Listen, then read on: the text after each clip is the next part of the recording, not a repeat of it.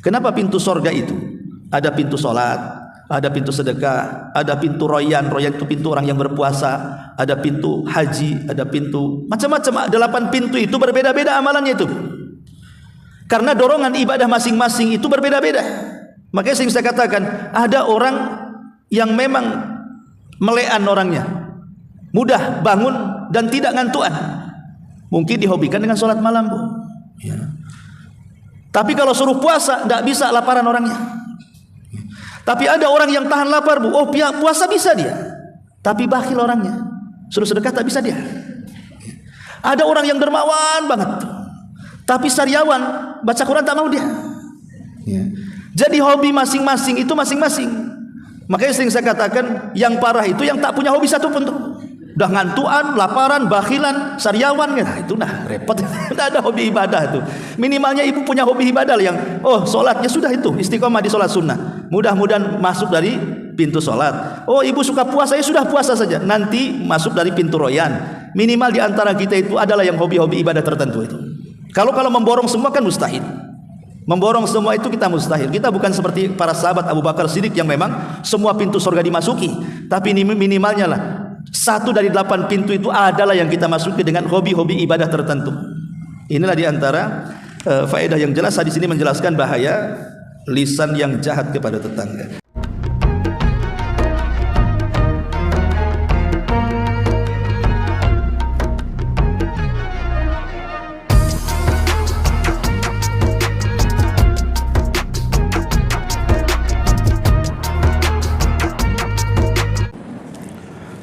Baik, kita mulai. Bismillahirrahmanirrahim. Assalamualaikum warahmatullahi wabarakatuh.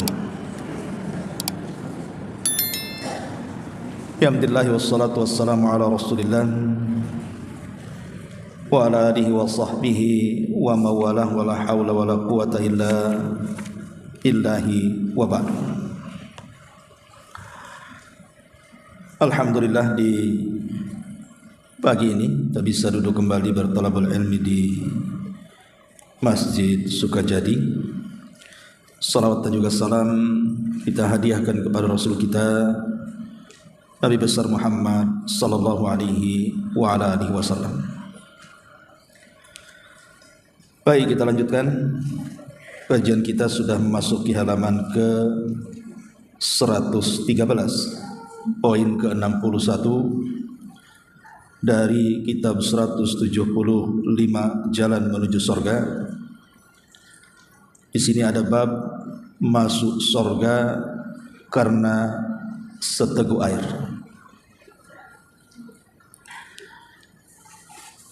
Baik, perhatikan bukunya. Rasulullah sallallahu alaihi wasallam bersabda, "Anna rajulan ra'a kalban ya'kulu ath-thara minal 'atashi fa akhadha ar-rajulu khuffahu fa ja'ala yaghrifu lahu bihi hatta arwahu fa syakara Allah lahu fa adkhalahu al-jannah." Sesungguhnya ada seorang laki-laki melihat seekor anjing yang memakan batu karena lapar.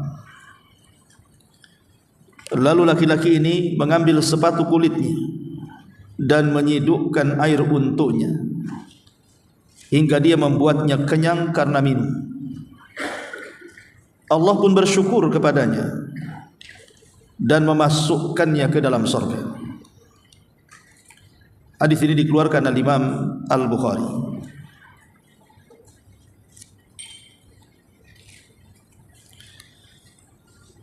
Dalam hadis ini ada tambahan. Ketika sahabat mendengar Nabi SAW mengungkapkan tentang seorang laki-laki yang memberi minum anjing kemudian masuk surga, maka sahabat mengatakan, "Ya Rasulullah, wa inna lana fi hadhil bahaim la ajran." Rasul, dapatkah pahala untuk kami bila kami menyayangi hewan-hewan ini? Maka Nabi SAW bersabda, fi kulli kabidin ratbatin ajr. Menyayangi setiap makhluk hidup semuanya berpahala. Hadis semakna juga kisah yang kurang lebih dengan kisah ini, tentang seorang wanita pelacur di zaman Bani Israel. Di mana wanita pelacur ini dia kehausan, kemudian menemukan sumur di tengah padang pasir. Dia pun turun dengan susah payahnya, kemudian mengambil air dengan sepatunya. Dan dia pun minum dari air itu sehingga selamat dari kematiannya. Tiba-tiba setelah itu dia melihat anjing yang lidahnya seolah-olah sedang menjulur dan memakan pasir di gurun pasir karena haus dan laparnya. Maka wanita pelacur ini tiba-tiba masuk kembali ke dalam sumur. Dengan susah payahnya dia mengambil air dengan sepatunya, kemudian memberi minum anjing tersebut, dan anjing itu juga selamat dari kematian. Maka Allah bersyukur kepada wanita itu, dan Allah masukkan wanita itu ke dalam surga. Jadi hadisnya hampir mirip-mirip. Baik, di sini ada bab tentang seseorang masuk surga karena seteguk air. Maksudnya adalah karena orang ini memberi minum seekor anjing. Begitu juga kisah seorang wanita tadi, wanita pelacur dari zaman Bani Israel, dan wanita itu masih berprofesi pelacur, bukan wanita yang sudah bertobat. Tiba-tiba kemudian memberi minum anjing yang hampir mati. Padahal seandainya kalau anjing itu pun mati tidak ada dosa, karena anjing itu tidak ada harganya dalam Islam. Seandainya dibiarkan begitu anjing itu mati, sebenarnya tidak ada masalah. Tapi wanita ini tetap memberikan minum anjing itu. Dengan sebab itulah maka Allah Subhanahu wa taala memasukkan ia ke dalam surga. Apa maksudnya hadis ini? Dan hadis wanita pelacur yang memberikan minum seekor anjing yang masuk surga tadi, sebenarnya bukan masalah memberi minum atau masalah anjingnya. Karena tadi saya katakan anjing dalam Islam itu binatang najis, tidak halal dimakan dagingnya. Bahkan kalau ibu memeliharanya, maka setiap hari ibu dikurangi pahalanya 1 qirat. 1 qirat itu sebesar gunung Uhud. Siapa yang bisa mengumpulkan pahala sebanyak itu setiap hari? Sementara orang yang memelihara anjing itu sudah jelas berkurang pahalanya sebesar itu. Maka betapapun lucunya anjing itu, ibu jangan pelihara. Ustadz lucu, lebih lucu daripada anak tetangga. Lucu banget, kucing aja nggak selucu itu. Karena kan anjing itu kan bisa dilatih masalahnya. Kalau kucing kan susah. Tapi seberapa indah, lucu, tetap Islam itu melarang. Tidak boleh memelihara seekor anjing. Bahkan kalau ibu nekat, bukan hanya sekedar pahalanya setiap hari dikurangi 1 qirat, para malaikat rahmat pun tidak akan masuk. Jadi malaikat-malaikat yang membawa kebaikan itu ke dalam rumah kita tidak akan pernah masuk. Dan kalau di rumah tidak ada malaikat yang membawa kebaikan, maka rumah itu tidak akan diberkahi selamanya. Tapi yang masuk malaikat rahmat aja, Bu. Kalau malaikat maut masuk. Nanti kalau malaikat mau tak masuk, berarti tak mati-mati, pelihara anjing aja lah selamanya. Artinya bahwa anjing sendiri dalam Islam itu tidak dianggap. Bahkan orang yang terkena jilatannya saja harus mencuci atau dicuci 7 kali plus dengan tanah. Intinya nggak ada harganya anjing itu. Kalaupun mati ya sudah mati. Beda kalau ayam, mati kan sayang karena bisa dimakan. Bebek, mentok itu kan sayang bisa dimakan. Kalau anjing macam mana mau dimakan? Kemudian yang kedua, memberi minum. Bukan masalah memberi minum, karena air dari Allah Subhanahu wa ta'ala. Lalu apa yang menyebabkan laki-laki ini masuk surga dan wanita itu masuk surga? Hanya gara-gara memberi minum seekor anjing. Ulama mengatakan yang membuat wanita dan laki-laki itu masuk surga karena rahmat dalam hatinya, keikhlasan dalam hatinya, dan rahmat kasih sayang yang ditanamkan laki-laki dan wanita itu terhadap binatang. Jadi sayangnya seseorang kepada binatang itulah yang menjadikan Allah Subhanahu wa taala bersyukur kepadanya. Apa arti syukur Allah kepada kita? Arti syukur kepada Allah dari Allah kepada kita artinya Allah akan membalas dengan pahala yang sangat besar dengan amalan kecil. Amalannya enggak seberapa, tapi balasannya itu luar biasa. Itulah arti syukur Allah kepada kita. Walaupun amalannya remeh-remeh saja, tapi Allah itu salah satu namanya adalah Asy-Syakir atau Asy-Syakur, zat yang maha bersyukur. Lalu apa makna bersyukurnya Allah? Makna bersyukurnya Allah adalah Allah memberikan pahala besar untuk amalan ringan. Itu makna bersyukur Allah kepada kita. Dan itu diantara nama-nama Allah adalah Asy-Syakir atau Asy-Syakur. Allah maha bersyukur. Lah laki-laki ini dan wanita Bani Israel tadi itu amalannya tidak seberapa, hanya ngasih minum anjing, hanya masih minum anjing saja.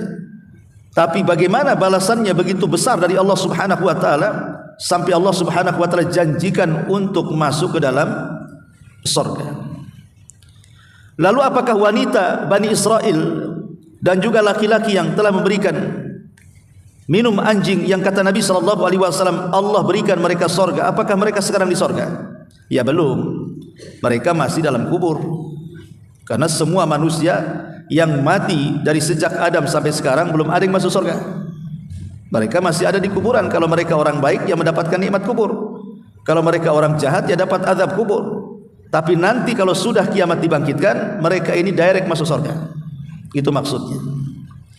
Karena kalimat fa'adkhalahul jannah, Allah masukkan dia ke dalam surga, maksudnya akan dimasukkan, bukan betul-betul sudah di surga. Karena surga itu tidak mungkin dibuka kecuali Nabi yang pertama kali membukanya. Nabi sendiri yang mengatakan ana awal man aftatihu babal jannah, sayalah orang yang pertama kali membuka pintu surga. Ma'asyiral muslimin muslimat yang dimuliakan Allah Subhanahu wa taala, faedah kepada kita dari hadis ini. Kalaulah seekor anjing yang najis, yang tidak ada harganya dalam Islam, dan yang memberi minum juga seorang wanita pelacur yang belum bertobat, masih melakukan praktek pelacurannya, memberi minum seekor anjing Allah janjikan masuk surga. Pertanyaannya, bagaimana yang memberi minum manusia? Ini yang ngasih minum anjing, yang diberi minum itu anjing. Macam mana kalau ibu ngasih minum itu bukan anjing tapi manusia? Dan manusia ini mungkin dia orang fakir, dia orang miskin, dia anak yatim. Tentu pahalanya jauh lebih besar dibandingkan memberi minum seekor anjing. Umpamanya nih ibu lagi naik mobil, kebetulan mungkin dalam mobil ini banyak minuman-minuman. Nampaklah di tepi jalan itu ada petugas kebersihan. Kan panas bu, apalagi sekarang jalan hujan ya Batam itu kan, lagi nyapu-nyapu, udah berdebu, panas gitu kan. Pasti dia sedang kehausan. Kalau seandainya ibu sambil berjalan pelan kemudian panggil kasih minum segar, saya kira pahalanya jauh lebih besar dibandingkan ibu memberi minum seekor anjing. Tapi jangan kemudian dipahami hadis ini tentang Bani Israel, orang yang memberi minum masuk surga, kemudian ibu juga akan dijanjikan masuk surga karena ibu berdampingan dengan tetangga non muslim. Kebetulan dia punya anjing, tiap hari ibu ngasih minum dia. Orangnya tadi kasih, bingung lah ini yang punya anjing ini. Kenapa anjingku saja yang dikasih minum? Kenapa aku tadi kasih? Katanya. Jadi ini posisinya bukan seperti itu, karena ini kan posisinya darurat. Anjing ini berada di padang pasir, memang sedang lapar kehausan mau mati, dan tidak ada yang bisa menolong kecuali dia. Makanya wanita ini kemudian karena kasihannya dengan anjing itu terpaksa dia ngasih minum. Jadi yang memasukkan wanita ini ke dalam surga karena kasihan tadi. Makanya dalam Islam itu sampai diatur tentang apa? Tentang adab dengan hewan. Itu saking lengkapnya ajaran Islam itu, sampai Islam itu juga mengatur tentang adab-adab berkenaan dengan muamalah kita terhadap binatang, terhadap hewan. Saya akan kisahkan beberapa kisah di zaman Nabi sallallahu alaihi wasallam. Pertama, kisah Anas ibn Malik radhiyallahu an yang pernah dibonceng Rasul naik keledai. Kemudian Nabi SAW berjalan-jalan dengan Anas, karena Anas kan pembantunya dan masih anak-anak, masih belasan tahun umurnya. Jadi oleh Nabi diajak jalan-jalan lah pakai keledai keliling gang-gang kota Madinah. Tiba-tiba berpapasan dengan seekor unta. Entah kenapa unta itu mengejar-ngejar Nabi. Kemudian setelah terkejar, unta ini kemudian langsung menghadang Nabi pas di depan Nabi. Tiba-tiba unta ini ia duduk seolah-olah kemudian sujud menghadap Nabi sallallahu alaihi wasallam. Nabi sontak kaget, tapi Nabi SAW dengan tenang turun dari keledai, melihat di antara dua mata unta itu melelehkan air mata. Maka Nabi SAW mengusapnya. Entah Nabi SAW berbincang apa dengan unta itu. Tiba-tiba Nabi SAW berdiri, kemudian memanggil-manggil pemilik unta ini dan mengatakan, man sahib hadal jamal, siapa pemilik unta ini? Siapa pemilik unta ini? Maka orang-orang pun, karena yang manggil Rasul pada datang, para sahabat itu pada datang semuanya. Ada apa Rasulullah SAW memanggil-manggil orang? Tiba-tiba ada anak muda dari Ansar, kemudian mengatakan, ana ya Rasulullah, oh Rasul, itu unta milikku. Maka Nabi SAW langsung memasang muka merah seolah-olah marah dan mengatakan, ya fulan, ittaqillah, bertakwalah engkau kepada Allah, allati malakakallahu iyyak, Allah sudah kuasakan unta ini untukmu. Kemudian Nabi SAW mengatakan, lihat untamu, innaka tuji'uhu wa tut'ibuhu, engkau telah membuat unta itu lelah, letih, capek, tapi engkau tidak pernah menghargai jasanya. Artinya engkau tidak pernah merawatnya, memberi makan. Kau hanya bisa mempekerjakan tapi tidak bisa mensejahterakan. Maka Rasul mengatakan, hati-hati, bertakwa kepada Allah Subhanahu wa taala.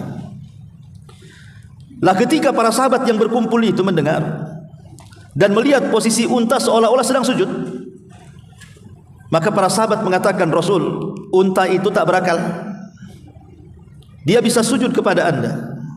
Bagaimana kalau kami para sahabat yang berakal sujud juga kepada anda seperti sujudnya unta? Maka Nabi SAW mengatakan, jangan. Lau amuran nas an yasjuda ahadun li ahadin la amartul mar'ah an tasjuda li zawjiha. Kalaulah aku perintahkan manusia untuk sujud kepada manusia yang lainnya, tentu yang pertama kali kuperintahkan seorang istri sujud kepada suaminya, karena besarnya hak suami kepada istri. Dari sini akhirnya sahabat Nabi SAW mengerti bahwa tidak boleh sujud meskipun menghadap Nabi SAW, di mana sujud itu hanya boleh diberikan kecuali kepada Allah Subhanahu wa taala. Syahidnya apa di sini? Bahwa Nabi SAW mengajarkan kepada kita untuk sayang dengan binatang. Karena binatang itu sudah Allah kuasakan kepada kita. Allah sudah tundukkan loh binatang kepada kita. Ibu bisa bayangkanlah kalau seandainya satu dunia ini binatang ternak berani kepada manusia. Satu dunia, kalau seandainya binatang-binatang ternak itu berani kepada manusia, kira-kira ibu mau hidup di dunia enggak akan bisa hidup. Nengok ayam, ayam ngejar kita. Nengok entok, entok pula ngejar kita. Kambing nengok, ngejar-ngejar. Mungkin kita setiap hari mungkin nyamar bu dari binatang. Sebab kalau ketahuan diseruduk binatang, nanti nengok sapi, matilah aku katanya. Besar masalahnya.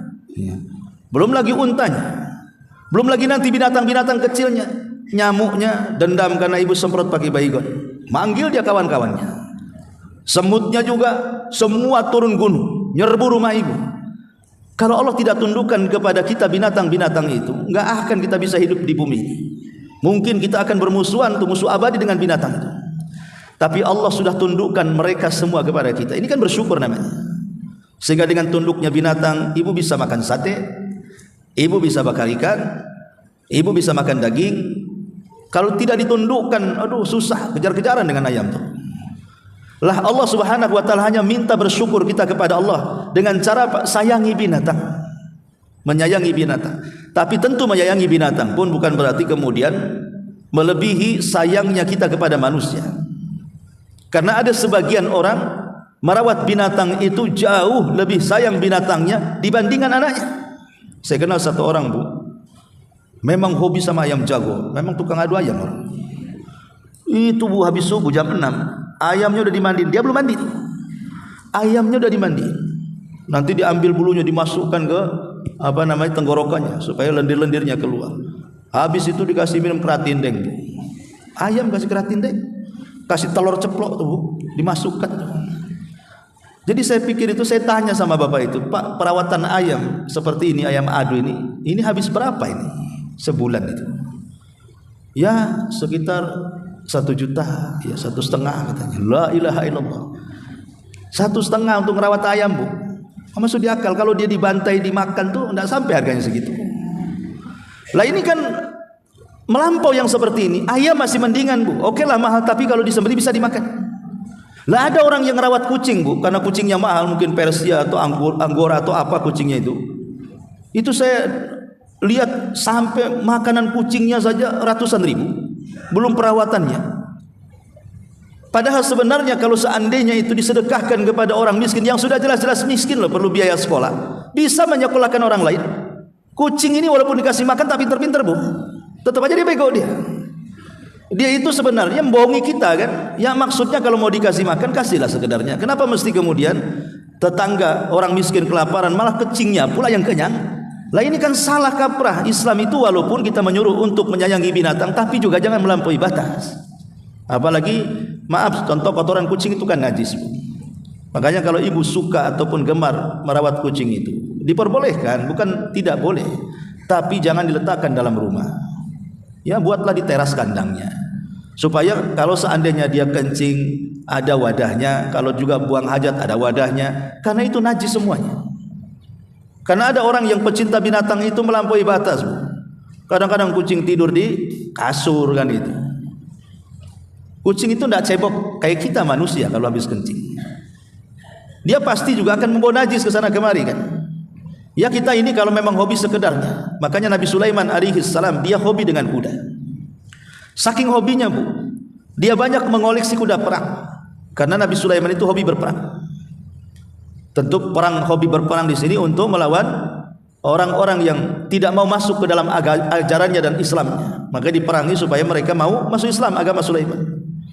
Saking senangnya dengan kuda-kuda itu, satu hari Sulaiman ini di sore hari dia memandang kuda-kudanya. Namanya hobi kan pasti dipandang, dilus, dipeluk. Akhirnya lupa kalau dia itu harus melaksanakan 2 rakaat sholat di waktu sebelum terbenam matahari. Ketika kemudian terbenam matahari, dia baru sadar kalau dia belum sholat. Akhirnya kemudian dia pun marah dengan kuda-kudanya. Akibat kuda-kudanya dilalaikan dari sholat, besoknya semua kuda perangi disembelih. Tidak ada yang disisakan. Dagingnya disedekahkan kepada fuqara wal masakin. Tapi dengan sebab itu Allah Subhanahu wa taala kemudian mengganti kuda-kuda perang Sulaiman itu dengan cara apa? Ditundukkan awan dan angin kepada Sulaiman. Sehingga Sulaiman kalau ke sana kemari sudah tidak pakai kuda lagi. Cukup naik awan, dihembuskan angin, itu jauh lebih cepat dibandingkan naik kuda. Itulah yang disebut dalam hadis Nabi sallallahu alaihi wasallam, man taraka syai'an lillahi awadallahu khairan minhu. Barang siapa yang meninggalkan sesuatu karena Allah, Allah akan ganti sesuatu yang ditinggalkannya dengan sesuatu yang jauh lebih baik dibandingkan yang ditinggalkannya. Ma'asyiral muslimat yang dimuliakan Allah Subhanahu wa taala. Ini satu contoh dari kisah Nabi sallallahu alaihi wasallam. Kemudian contoh yang lain. Disebutkan dalam sebuah hadis, satu hari Nabi sallallahu alaihi wasallam sedang berperang. Jadi melakukan perjalanan untuk melakukan peperangan. Maka kemudian tiba-tiba di tengah jalan Nabi SAW melihat burung berputar-putar, seolah-olah sedang mencari anaknya. Seolah-olah induk burung ini kehilangan anaknya, berputar-putar di situ saja. Kemudian Nabi SAW mendekati burung itu, seolah-olah paham kalau burung itu kehilangan anaknya. Maka Nabi SAW kemudian berteriak di tengah-tengah para sahabat dan mengatakan, siapa yang memisahkan induk burung ini dengan anaknya? Siapa yang memisahkan induk burung ini dengan anaknya? Berulang-ulang sampai akhirnya muncul seorang sahabat dan mengatakan, ya Rasulullah, saya mohon maaf, barusan saya yang mengambil anaknya. Saya suka dengan burung itu dan saya ingin merawatnya, maka ku ambil. Maka Nabi SAW, rudduha ilaiha, kembalikan anak burung ini kepada induknya. Kembalikan anak burung ini kepada induknya. Kemudian Rasul mengatakan, irhamu man fil ardi sayarhamukum man fis sama. Sayangi makhluk yang ada di bumi, nanti zat yang di langit menyayangimu. Sayangi makhluk yang di bumi, nanti yang di langit menyayangimu. Coba bayangkan, Nabi SAW meminta kepada orang sahabat yang mengambil anak burung itu untuk dikembalikan kepada induknya. Itu bentuk sayang Nabi SAW kepada binatang. Kasihan. Karena bagaimanapun yang namanya binatang juga tetap sejahat-jahatnya harimau tidak mungkin memakan anaknya. Itulah rahmat yang ditanamkan binatang kepada anak-anaknya, kan begitu. Lah terkadang ada manusia lebih jahat dibandingkan harimau. Contoh sederhanalah umpamanya. Ada seorang istri dan suami bercerai, kemudian meninggalkan anak, entah laki-laki entah perempuan. Akhirnya rebutan anak. Kemudian rebutan anak, hak asuhnya jatuh kepada istrinya atau mantan istrinya, atau mungkin jatuh kepada mantan suaminya. Lah ada orang-orang yang tidak berakal, entah itu suaminya, entah itu si istrinya yang sudah bercerai, terkadang menanamkan doktrin kepada anak-anaknya untuk dendam sampai mati. Didoktrin itu anak-anak itu supaya benci kepada ayahnya, padahal itu kan ayah kandungnya. Padahal soal bercerai, yang bercerai kan dia dengan suaminya. Kenapa melibatkan anaknya? Itu banyak sekali di masyarakat itu. Sampai ada ibu-ibu itu mendoktrin anaknya supaya benci kepada bapaknya. Lah ini kan sama dengan memisahkan anak dengan orang tuanya. Atau mungkin bapak mendoktrin anaknya supaya benci kepada ibunya, karena mungkin anaknya ikut bapaknya. Di sini Nabi SAW saja bagaimana ingin menyatukan anak burung dengan induk burung. Ini binatang loh ya. Ya bagaimana pula manusia? Lah ini kadang-kadang lebih kejam dibandingkan binatang. Dan ini banyak sekali terjadi di orang-orang awam itu. Ma'asyiral muslimat yang dimuliakan Allah Subhanahu wa taala, ini juga salah satu bentuk bagaimana rahmatnya Nabi SAW kepada binatang. Atau contoh yang lainnya, dahulu di zaman Nabi SAW ada seorang laki-laki datang menemui Nabi SAW, kemudian mengatakan, ya Rasulullah, inilah adbahu syata. Rasul, saya ini punya kambing dan saya sayang betul sama kambing ini. Mungkin sudah cinta dengan kambingnya karena lucunya atau apa ya. Jadi sudah terbiasalah menjadi hewan peliharaan dia, kambing itu. Tetapi masalahnya dia pun kekurangan, karena kan dahulu orang Arab itu kan makanan pokoknya kan daging kambing. Makanan pokok orang-orang Arab zaman tempo dulu itu kan mereka daging kambing. Dan khususnya kambing-kambing yang ada di Mekah itu berbeda dengan kambing yang ada di sini. Sebab kambing-kambing yang ada di Mekah sana, di Arab sana, itu sudah mendapatkan doa berkah dari Nabi Ibrahim. Jadi saat Nabi Ibrahim berkunjung kepada Ismail putranya, saat itu baru bercerai dengan istri pertamanya karena akhlaknya buruk. Kemudian Ismail pun menikah lagi dengan wanita baik-baik.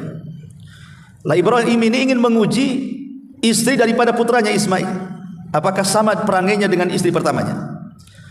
Rupanya istri kedua Ismail ini wanita soleha, betul-betul ramah. Ketika datang saja Ibrahim langsung menghidangkan air zam-zam dan juga daging kambing. Maka Nabi Ibrahim alaihi salam melihat keramahan istri kedua Ismail ini, akhirnya mendoakan, Allahumma barik li ta'amikum wa syarabikum. Ya Allah, berkahilah makanan kalian ini dan minuman kalian ini. Sejak itulah daging kambing yang menjadi berkah dan air zam-zamnya menjadi berkah. Artinya apa? Bahwa daging di sana itu diberkahi. Makanya orang sana makan seberapa banyak pun daging kambing, nggak akan terkena penyakit. Orang-orang Arab itu tidak seperti kita. Kalau ibu setiap hari 3 kali makan sate sebulan saja, Bu, apa nggak sakarat tuh? Sakaratul maut, Bu. Ya, apalagi kambing yang dipelihara di Tamiang itu, ibu balik ke Tamiang nanti. Artinya bahwa di sini makanan dahulu memang makanan kambing. Ya. Jadi ada anak muda ini sayang dengan kambingnya, tapi macam mana pun dia butuh makan. Jadi dia mengatakan, Rasul, saya terpaksa harus menyembelih kambing kesayangan. Padahal saya sangat sayang dengan kambingku ini. Maka Nabi SAW mengatakan, wasyatu in rahimtaha rahimakallah. Wasyat in rahimtaha rahimakallah. Rasul sampai diulang-ulang kalimat ini. Kambing yang kau sayangi, maka itu penyebab Allah akan menyayangi. Sebab engkau menyayangi kambing, maka Allah akan menyayangimu. Lihat bagaimana Allah Subhanahu wa taala menurunkan rahmat karena kita apa? Menaruh kasih sayang kepada binatang. Ya, sekali lagi kasih sayang kepada binatang ya tentu bukan bersifat melampaui batas. Karena bagaimanapun orang yang menyiksa binatang justru dapat kebalikannya. Kata Nabi SAW dahulu di zaman Bani Israel, ada seorang wanita masuk neraka gara-gara seekor kucing. Ketika sahabat mengatakan, Rasul, kok bisa kucing menyebabkan orang masuk neraka, ini gimana ceritanya? Maka Nabi SAW, ya, karena wanita itu memelihara kucing kemudian memenjarakannya dan tidak mengizinkan keluar dari kurungannya. Salahnya wanita itu, dia tidak pernah memberi makan dan minum sampai akhirnya dia mati. Maka Allah Subhanahu wa taala memasukkan wanita itu ke dalam neraka karena dianggap mengazab binatang. Kata Nabi sallallahu alaihi wasallam, "Udzibati imra'atu fi hirratin habasatha." Allah mengazab wanita itu karena seekor kucing yang dikurungnya. Menunjukkan apa? Bahwa menyiksa binatang juga bisa kena ancaman azab. Maka merahmati binatang juga bisa mendatangkan rahmat dan juga surga sebagaimana hadis ini. Jadi intinya hadis ini mengajarkan kepada kita agar menyayangi makhluk sebenarnya. Ini binatang ini kan salah satu dari makhluk. Tentu maksudnya kalau anjing saja diberi minum bisa masuk surga, ibu kalau ngasih minum manusia jauh akan lebih masuk surga lagi. Terutama sebentar lagi mau Ramadan, Bu. Ya kan? Ramadan ini artinya banyak orang puasa. Kalau banyak orang puasa artinya banyak orang haus. Ya. Tapi jangan lagi puasa ibu sodorkan minum. Nunggu iftar maksudnya ya. Jadi kalau dekat-dekat maghrib, terutama ibu-ibu yang lagi halangan datang bulan, pengen dapat pahala puasa, tapi tak bisa puasa karena ada halangan. Ini kesempatan, Bu, sedekah air. Ya, sedekah air. Mana masjid yang paling banyak iftarnya datang ke situ. Ya. Dan kalau bisa air yang ibu berikan itu air terbaik yang dilirik orang. Kalau aku gelas udah banyak kan itu ya. Ya, air-air yang kira-kira kalau dilirik orang itu minuman ibulah pilihannya. Mungkin karena ada warna-warnanya, karena baunya bau duren atau apalah kan. Yang penting orang suka. Rupanya pas minuman pula ibu yang pertama diminum, maka satu orang puasa berhasil membukakan puasa karena minuman ibu sudah dapat pahala puasa. Itu satu orang tuh. Cemana kalau 2 orang? Cemana kalau 10 orang? Cemana kalau satu masjid 100 orang? Seolah-olah ibu puasa 100 hari itu. Nah ini memberi minum kepada manusia saja sudah sedemikian. Bagaimana kalau manusia yang diberi minum itu sedang berpuasa lagi? Lebih luar biasa lagi pahalanya. Yaitu diantara faedah daripada hadis ini. Baik, kita masuk pada bab ke-62. Perhatikan hadisnya. Wanita ahli ibadah yang masuk neraka karena menyakiti para tetangganya. An Abi Hurairah radhiyallahu anhu yaqul, qila lin Nabi sallallahu alaihi wasallam, ya Rasulullah, inna fulanata taqumul laila wa tasumun nahar wa taf'al wa tasaddaq wa tu'dhi jiranaha bilisaniha. Faqala Rasulullah sallallahu alaihi wasallam, la khaira fiha, hiya min ahli an-nar. Qalu wa fulanata tusalli al-maktubata wa tasaddaqa bi athwarin wa la tu'dhi ahadan. Faqala Rasulullah sallallahu alaihi wasallam, hiya min ahli al-jannah. Diriwayatkan dari Abu Hurairah radhiyallahu anhu, dia berkata, Nabi pernah ditanya, "Wahai Rasul, sesungguhnya si fulana," maksudnya ibu-ibu, "selalu bangun untuk salat malam, selalu berpuasa di siang hari, selalu beramal kebaikan dan suka bersedekah. Akan tetapi dia selalu menyakiti para tetangganya dengan lisan-lisannya." Maka Nabi SAW menjawab, "Oh, wanita itu tidak punya kebaikan, dia pantas masuk neraka." Kemudian para sahabat bertanya lagi, "Rasul, tapi di sana ada fulana, ada seorang ibu, selalu sholat wajib, sholat malam tidak pernah, tapi sholat wajib iya, dan selalu bersedekah dengan keju yang dikeringkan." Artinya amalannya tak banyak, tidak seperti ibu yang pertama amalannya banyak. Ini ibu yang kedua ini dia hanya mencukupkan yang wajib-wajib saja, yang sunnah tidak. Tetapi kelebihannya dia tidak pernah menyakiti siapapun dari tetangganya. Maka Nabi SAW menjawab, wanita itu termasuk di antara para penduduk sorga. Lihat Bu di sini, Nabi SAW memberikan contoh kepada kita semuanya tentang permasalahan menyakiti tetangga dengan seorang wanita. Dari sini kita tahu bahwa yang paling banyak menyakiti tetangga itu bukan bapak, tapi ibu. Karena Rasul mencontohkan perempuan di sini, bukan laki-laki. Kenapa bukan laki-laki? Karena memang laki-laki itu, bapak-bapak kan jarang interaksi dengan tetangga. Gimana? Pagi dah keluar cari kerja dia, nanti pulang sore dah capek, mau ngomongin tetangga udah capek tidur dia, besoknya gitu lagi setiap hari. Kapan dia mau ngomongin tetangga itu? Tapi kan lain dengan ibu-ibu. Ibu-ibu kan umumnya kebanyakan di rumah, kecuali yang kerja lah. Tapi saya bicara tentang keumuman. Wanita itu umumnya di rumah. Umumnya di rumah kan. Umpamanya sudah ngepel selesai, nyapu selesai, apalagi ya, nengok tetangganya. Nah, mulailah di situ tuh. Ya. Nanti siang masak, nengok pas buka jendela, nengok lagi tetangganya. Jadi sebenarnya dari sini kita tahu ini peringatan untuk ibu-ibu sebenarnya, bukan peringatan untuk bapak-bapak. Hadis ini bicara tentang ibu-ibu, bukan saya tapi ibu. Ya. Jadi Nabi SAW mengatakan, Rasul, ada seorang ibu itu kalau malam luar biasa, tidak pernah meninggalkan qiyamul lail. Artinya ibu ini wanita solehah, wanita yang tahu hak dia dengan Allah. Begitu juga kalau siang nggak pernah meninggalkan puasa. Bukan hanya itu saja, tak tahan melihat orang yang perlu disedekah, dia sedekahkan hartanya. Bukan wanita bakhil. Dan lebih daripada itu banyak kebaikan yang dilakukannya. Kan sempurna ibu ini. Salat malamnya oke, puasa sunnahnya bersedekahnya juga best, kemudian juga kebaikannya enggak kalah dengan yang lain. Saya kira wanita ini paling sempurna. Dan saya kira wanita seperti ini saya enggak yakin ada di ibu-ibu. Ibu-ibu yang di sini ya. Siapa di antara ibu yang setiap malam salat malam? 1, 2. Tapi kalau digabungkan dengan setiap hari puasa sunnah, mungkin bingung. Digabungkan dengan sedekah lagi, siapa yang bisa? Digabungkan dengan kebaikan-kebaikan yang lainnya. Artinya wanita ini sempurna. Kenapa? Karena mengumpulkan banyak pahala. Malamnya dapat pahala, siangnya semuanya. Cuman kekurangannya satu, Bu. Dia tak bisa jaga lisan.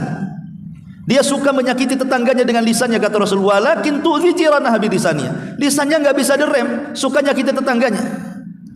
Rupanya apa kata Nabi SAW di luar prediksi kita?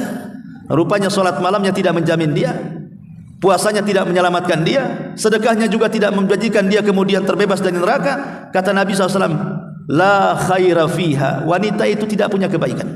Padahal solat malam Rasul mengatakan tidak punya kebaikan. Wanita itu tidak punya kebaikan, padahal puasa sunnah Rasul mengatakan tidak punya kebaikan, padahal sedekah tetap Rasul mengatakan tidak punya kebaikan. Kenapa alasannya? Karena wanita itu sudah jelas-jelas akan masuk neraka. Kenapa masuk neraka? Karena suka menyakiti tetangganya dengan lisannya. Artinya wanita ini masuk neraka bukan karena membunuh, bukan karena berjudi, bukan karena minum khamr, bukan karena mukul orang, tapi karena lisannya yang jahat kepada tetangga. Jadi yang memasukkan ke neraka wanita ini dosa lisan. Itu loh. Makanya penting, Bu. Kadang-kadang di antara wanita itu lidahnya lebih panjang dibandingkan jilbabnya. Jilbabnya lebih panjang, lidahnya lebih panjang lagi. Kayak stroke. Catatannya banyak kali sama tetangga itu. Yang ini punya catatan tetangga ini begini. Yang oh itu tahu saya semua tahu rahasia sini semua kok katanya. Satu komplek tahu rahasianya dia. Gimana kok tahu kalau enggak tajasus? Ya, enggak nguping-nguping orang. Lah dari sini Bu menunjukkan bahwa bagaimana di sini bahayanya kalau orang tidak bisa menjaga lisan ini? Langsung Rasul mengatakan vonis neraka. Wanita itu akan masuk neraka. Lah ini kan ancaman, Bu. Bukan berarti orang yang pernah menyakiti tetangga akan langsung masuk neraka, tidak maksudnya. Kalau dia sudah bertobat, dia tidak mungkin masuk neraka. Kan ancaman di sini. Kalau dia tidak bisa meninggalkan menyakiti tetangganya, ya jelas-jelas dia masuk neraka. Tapi kalau dia bertobat atau mungkin punya amalan-amalan yang lain, mungkin dipertimbangkan. Tapi yang jelas bahwa inilah bentuk bahaya lisan. Hati-hati, Bu, dengan lisan. Lisan ini bisa menjerumuskan orang ke neraka, bisa memasukkan orang ke surga. Tapi sebaliknya nih, hadis yang berikutnya kata Rasul, ada seorang wanita sholat malamnya tidak pernah, sedekahnya pun tak pernah, puasa sunnah apalagi, dia hanya menjaga yang wajib-wajib saja. Tapi dia menjaga lisan dari tetangganya, berusaha tidak pernah menyakiti tetangganya dengan lisannya. Kata Nabi SAW, wanita itu wanita penduduk surga. Lihat, ya. Makanya terkadang jangan seseorang itu melihat penampilan ibadahnya kalau lisannya masih jahat. Tapi kalau lisannya baik, Bu, jangan pernah kemudian menghina ibadahnya. Dahulu ada seorang ahli ibadah di zaman Imam Malik. Dia ahli ibadah, memang terkenal ahli ibadahnya. Namanya Abdul Aziz Ar-Ruwaidi kalau nggak salah. Jadi beliau ini ahli ibadah. Sementara Imam Malik Ibn Anas, pencetus mazhab Maliki ini, dia dalam ibadah sunnahnya kurang. Karena dia disibukkan dengan mencatat hadis dan menyampaikan hadis setiap hari. Dia menelaah hadis Rasul, meriwayatkan hadis, pokoknya dia kerjanya yang ngajar hadis saja di Masjid Nabawi. Sehingga kata ahli ibadah Abdul Aziz Al-Umari ini, dia mengatakan dalam suratnya, wahai imam, saya ingin nasihati kamu. Seandainya engkau rajin dengan sholat malammu, dengan puasa sunnahmu, maka tentu engkau akan menjadi manusia yang sempurna dengan keilmuanmu. Jadi dia nyindir gitu, seolah-olah begini bahasanya, kok berilmu tapi puasanya jarang gitu, berilmu tapi kok sholat malamnya tak pernah. Dia sindir kan itu. Pamanya gini, saya lagi ngajar begini, Bu, kebetulan ini pamanya hari Senin atau Kamis gitu ya. Jadi pas saya haus karena habis ngajar minum, ibu yang di pojok, kok Ustadz kok nggak puasa Senin, kayak gitu kan, seolah-olah ngeledek gitu kan. Ustadz kok nggak puasa Senin, harusnya kan Ustadz puasa Senin. Dia kan, masa dia nyuruh orang puasa Senin dia tak puasa kan itu. Seolah-olah Abdul Aziz Al-Umari ini nyindir Imam Malik seperti itu. Tapi Imam Malik ini cerdas, dia kirim surat balasan. Apa kata Imam Malik? Sesungguhnya Allah sudah membagi rizki dengan seadil-adilnya, sebagaimana Allah juga telah membagi ibadah dengan seadil-adilnya.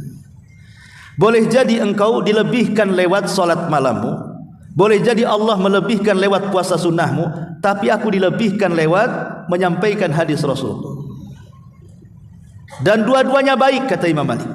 Kau dilebihkan dengan solat malam, kau dilebihkan dengan puasa, aku dilebihkan dengan dakwah. Semuanya baik, kata Imam Malik. Tetapi aku yakin bahwa orang yang menyampaikan hadis Rasul itu jauh lebih baik dibandingkan orang yang beribadah. Kenapa? Karena solat malam itu, Bu, itu manfaatnya hanya untuk pribadi saja. Ibu solat sendirian, manfaatnya untuk siapa? Ya untuk ibu saja. Ibu puasa, manfaatnya untuk siapa? Ya untuk ibu saja. Tapi orang berdakwah, manfaatnya orang banyak. Bukan orang yang bagi orang yang berdakwah saja gitu. Tapi kalau yang diceramainya 1000, berarti bermanfaat untuk 1000 orang. Makanya ada kaidah bahwa ibadah yang bersifat muta'addi, manfaatnya sampai kepada orang lain, lebih banyak pahalanya dibandingkan ibadah yang manfaatnya untuk diri sendiri. Contoh mamanya, ibu sholat malam, tiba-tiba digedor tetangganya sakit, minta diantar ke rumah sakit. Ya. Maka kalau ibu menghentikan sholat malam dan mengantar orang ini ke rumah sakit, itu lebih baik dibandingkan ibu melanjutkan sholat malamnya. Kenapa? Karena sholat malam manfaatnya untuk pribadi. Kalau mengantarkan orang sakit, manfaatnya untuk orang lain, bisa menyelamatkan jiwa orang dan begitu seterusnya. Lah Imam Malik mengatakan bahwa orang itu memiliki kelebihan masing-masing. Ya. Ada orang yang biasa puasa tapi tidak biasa sholat malam. Ada orang yang biasa sholat malam tapi tidak biasa sedekah. Orang yang biasa sedekah tapi baca Quran jarang. Ya. Artinya sedekah itu, sholat malam itu, dan ibadah-ibadah itu lainnya, itu disesuaikan dengan hobi. Ingat Bu ya, itu disesuaikan dengan hobi. Kenapa pintu sorga itu? Ada pintu sholat, ada pintu sedekah, ada pintu royan. Royan itu pintu orang yang berpuasa. Ada pintu haji, ada pintu macam-macam. 8 pintu itu berbeda-beda amalannya itu. Karena dorongan ibadah masing-masing itu berbeda-beda. Makanya sering saya katakan, ada orang yang memang melean orangnya, mudah bangun dan tidak ngantuan.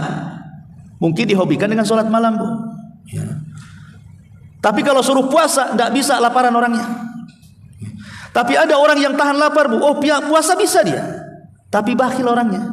Suruh sedekah tak bisa dia. Ada orang yang dermawan banget, tapi sariawan, baca Quran tak mau dia. Ya. Jadi hobi masing-masing itu masing-masing. Makanya sering saya katakan, yang parah itu yang tak punya hobi satu pun tuh. Udah ngantuan, laparan, bakhilan, sariawan, nah itu repot. Tidak ada hobi ibadah itu.